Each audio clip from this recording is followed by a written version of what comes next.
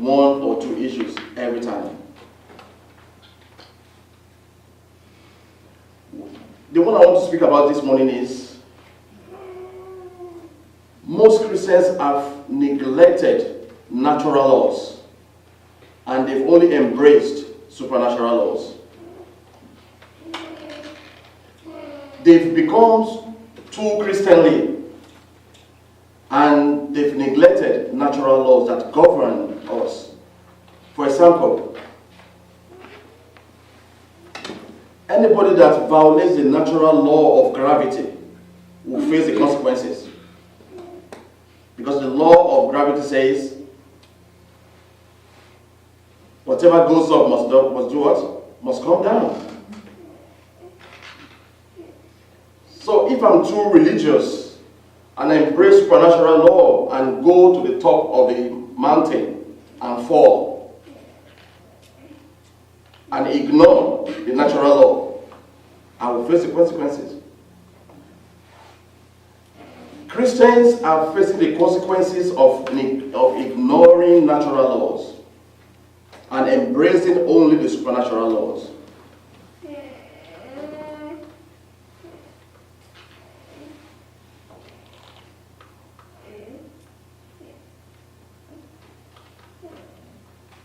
Let's read from Ephesians chapter 3, verse 20. I will start with that.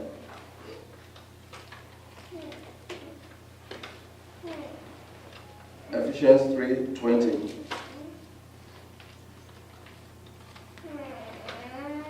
It says, "Now unto him who is able to do exceedingly abundantly above all what we ask or think, according to the power that works in us." God we serve is able to do exceedingly abundantly, far more than what you can ever imagine. But it is only according to the power that is at work within us. What is that power that is at work within us? Until we come into recognition of that power that is at work within us, God will be unable to work exceedingly, abundantly, more than what we can ever imagine. So it will now be our fault, not God's fault. Because there's a power in us. We that we are born again, we are even far more privileged than those who are not born again. But even those who are not born again, every human being was created with power that is at work with him or her. And if we neglect this power, we don't dwell, we don't delve into it, we don't tap into it, it will seem as if God is not existing. And what happens is people will be pointing, accusing fingers at us. You call yourself Christians. Where is your God? Because we are not showing forth the glory of God. Because we are unable to tap into the power that is at work within us.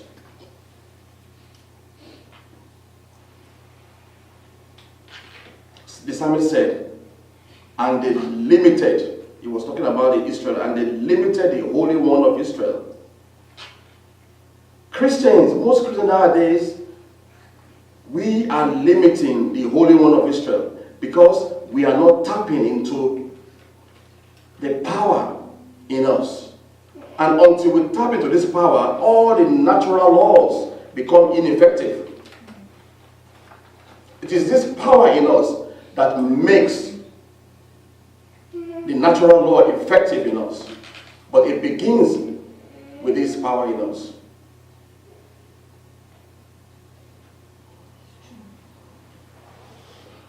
Have you ever wondered, why is it that unbelievers thrive in this world? Or why is it that unbelievers thrive more than believers in this world? God is no respecter of anybody. He is the creator of everybody. He loves everybody, whether you are unbeliever or believer. And if you are able to tap into this power, whether you are a Christian or not, you will thrive on earth.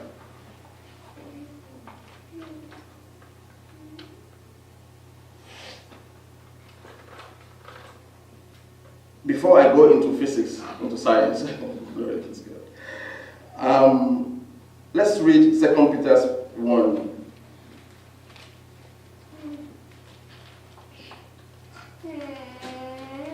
Second Peter 1. I will read from verse 3. It reads, "As His divine power has given us everything that pertains to life and godliness, through the knowledge of Him who called us by His glory and virtue, by which have been given to us exceedingly great and precious promises." You see, everything is exceeding, isn't it? Everything is abundantly. But why is it that we are not living exceedingly and abundantly? Why is it that unbelievers are living exceedingly and abundantly? And in the church, we tend to look at the faces of unbelievers for help. This is common in Africa. If we want to build a church, we start going to the politicians. We rush to the pagans because they have money. And pagans will come with their big flowing clothes, donating money in the church. We run to them. We run to those people who are able to tap into the power in them. So how do we preach to those people that our God is exceedingly and mighty when every day we are at their mercy? Gospel becomes ineffective when it comes to that way. It becomes ineffective because we look up onto the eyes of the pagans to survive in the church. It says, according to the knowledge of Him, according to the knowledge of Him.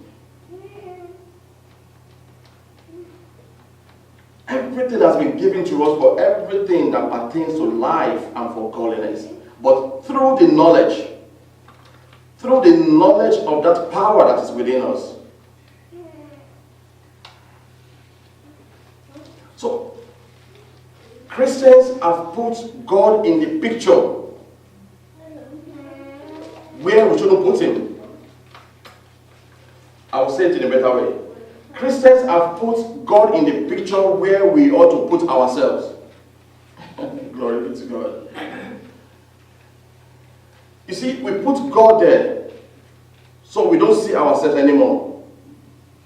But God is saying, everything I am is in you. Look into yourself.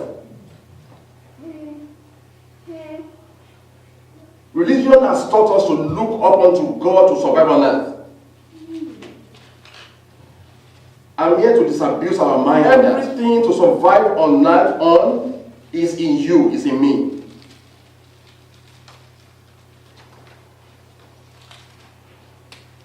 And when we fail to apply those principles and keep on looking unto God for everything we need on earth, we are deceiving ourselves. Everything of God is in us. So let's look in us. You know, I never understood this about 2 years ago when I was reading the story of the lame man and the beautiful gate. But as I was reading, I stopped. I paused at that particular portion where the disciples, they told the lame man, seated. So no point in looking at God, because God is already where? Hallelujah. Glory be to God. You see, to any religious mind,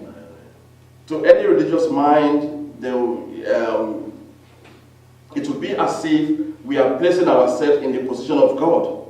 But no. Okay, it's easy to say we are the temple of the Holy Spirit. So where's the temple of the Holy Spirit? Where is it? In us. Where is Trinity living now on earth? In us. Okay, I will make this statement. God is powerless on earth without us. Hallelujah. Glory be to God. Wow. Remember, I wouldn't delve into that. I spoke about that during Christmas period. About the human power that God gave. God is the source of this power. God had given everything on earth to man. He said, dominate, have dominion, and subdue. So by saying that, he excluded himself. So if you don't do, God will not do.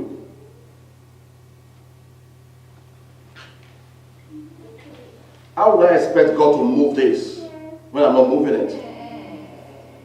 But most Christians believe that God will come one day and move this. Once in a while, maybe 1 out of 1,000,000 times, God will move this without any man moving this. That's what we call miracle. Supernatural happenings. Glory be to God. I will make another statement. Born again children of God should not live